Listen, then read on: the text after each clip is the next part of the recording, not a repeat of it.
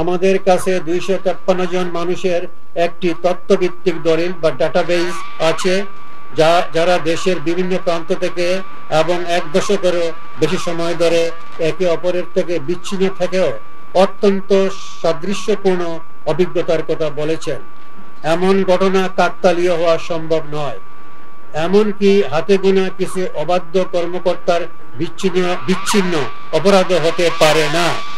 এই অভিজ্ঞতার সাদৃশ্যতা একটি সাংগঠনিক ও পদ্ধতিগত কাঠামোর অস্তিত্ব নির্দেশ করে। এতে স্পষ্ট হয় যে বিগত সরকারের শাসনামলে গুম একটি সুশৃঙ্খল ও প্রাতিষ্ঠানিক রূপে জঙ্গিবাদ বিরোধী অভিযানের ছায়াতলে ইসলামী উগ্রবাদের হুমকিকে ব্যবহার করে রাজনৈতিক ক্ষমতা কেন্দ্রীভূত করা, আন্তর্জাতিক স্বীকৃতি অর্জন এবং শাসন দীর্ঘায়িত করার উদ্দেশ্যে পরিচালিত হয়েছে, যার ভিকটিম ছিল মেধাবী শিক্ষার্থী, রাজনৈতিক কর্মী, সাংবাদিক, ডাক্তার, ইঞ্জিনিয়ার সহ বিভিন্ন সরকারি বেসরকারি পেশাজীবী তথা সাধারণ জনগণ। এ প্রক্রিয়ায় তারা ফৌজদারি বিচার ব্যবস্থাকে অস্ত্র বানিয়েছে, আইন প্রয়োগকারী সংস্থা ও নিরাপত্তা বাহিনীকে রাজনৈতিক প্রভাবাধীন করেছে এবং নির্যাতন ও গোপন আটকের সংস্কৃতি প্রাতিষ্ঠানিকভাবে চালু করেছে। এমনকি বেআইনি পন্থায় বারবার ভারতীয় বাহিনীর হাতে তুলে দিয়েছে। আমাদের এই 253 জনের নমুনাটি 1 দশকেরও বেশি সময় জুড়ে বিস্তৃত। এদের বয়স, পেশা ও নিখোঁজ থাকার সময়কাল সবই ভিন্ন হলেও তাদের অভিজ্ঞতাগুলো আশ্চর্যজনক কারণে মিলে যায়। অধিকাংশই সে সময়কার বিরোধী দলগুলোর বা ভিন্ন মতের সমর্থক ছিলেন এবং তাদের অনেকেরই রাজনৈতিক সম্পর্ক নিয়ে প্রশ্ন করা হয়েছে। এমনকি অল্প কিছু ক্ষেত্রে তৎকালীন শাসক দলের সঙ্গে সংশ্লিষ্ট ব্যক্তিদেরও দলীয় কুণ্ডল বা প্রতিদ্বন্দ্বিতার কারণে গুম করা হয়েছে। সকল ক্ষেত্রেই ভুক্তভোগীরা প্রায় একই ধরনের প্রক্রিয়ার শিকার। পদ্ধতিগত নির্যাতন, সন্ত্রাসী হিসাবে প্রচার, একই ধরনের আইন অনুযায়ী অভিযোগ দায়ের এবং একই ধরনের ভাষায় বর্ণনা। বিভিন্ন পটভূমি থেকে আসা ব্যক্তিদের অভিজ্ঞতার এই সামঞ্জস্য রাজনৈতিক উদ্দেশ্যকে স্পষ্ট করে। ব্যাপারটা মোটেও এমন নয় যে একটি জঙ্গিবাদ দমন অভিযান 2-1 অসাবধানী কর্মকর্তা কর্মচারী কর্তৃক কিছু মানবাধিকার লঙ্ঘন এর ঘটনা ঘটে গেছে, বরং এটি ছিল একটি রাজনৈতিক উদ্দেশ্যে প্রণোদিত দমন যন্ত্র যা জঙ্গিবাদ বিরোধী প্রচারণাকে ডাল হিসাবে ব্যবহার করেছে।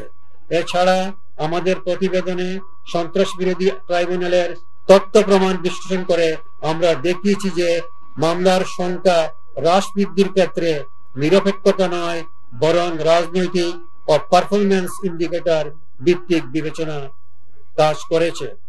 এছাড়াও আমাদের কাছে দাখিলকৃত 81% অভিযোগ জীবিত ভিকটিমদের হলেও 19% অভিযোগ ফেরত না আসা ভিকটিমদের। এবারের প্রতিবেদনে আমরা গুম অবস্থা হতে ফিরে না আসা এমন 12 জন ভিকটিমের বিষয়ে অগ্রগতি তুলে ধরেছি, যাদের বিষয়ে প্রাথমিকভাবে অনুসন্ধান সম্পন্ন হয়েছে এবং তাদের গুমের জন্য কারা দায়ী তা প্রাথমিকভাবে আমরা শনাক্ত করতে পেরেছি। চলমান অনুসন্ধানের স্বার্থে এই মুহূর্তে এর চেয়ে বেশি প্রকাশ করা সম্ভব হচ্ছে না।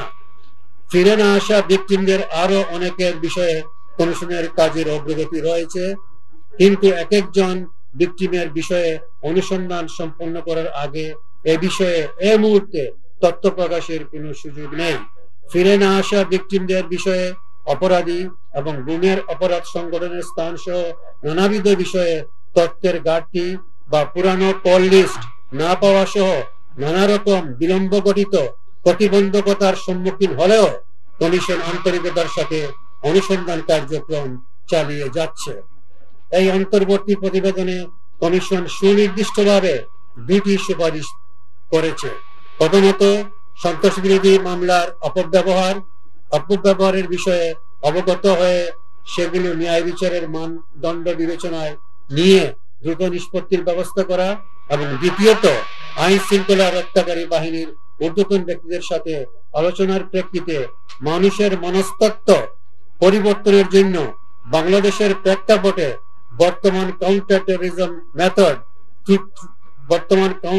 টেরোরিজম মেথড ত্রুটিপূর্ণ বিদায় মালয়েশিয়া, ইন্দোনেশিয়ার মতো উপযুক্ত কাউন্টার টেরোরিজম মেথড বের করা। সন্ত্রাসবাদ সারা বিশ্বে একটি বাস্তব হুমকি, বাংলাদেশও এর বাইরে নয়। 2016 সালের হোলি আর্টিজানে হামলার মতো ঘটনা এর প্রমাণ। তবে এই হুমকি মোকাবেলায় রাষ্ট্রের সততা, মানবাধিকার প্রতিশ্রুতি এবং আইনসম্মত প্রক্রিয়ায় অটল থাকা জরুরি। সরকার সন্ত্রাস বিরোধী প্রচারণাকে যখন রাজনৈতিক বিরোধীদের দমনের ডাল হিসেবে ব্যবহার করে, তখন তা আইনের শাসন, প্রতিষ্ঠান ও জনগণের বিশ্বাসকে ধ্বংস করে দেয়।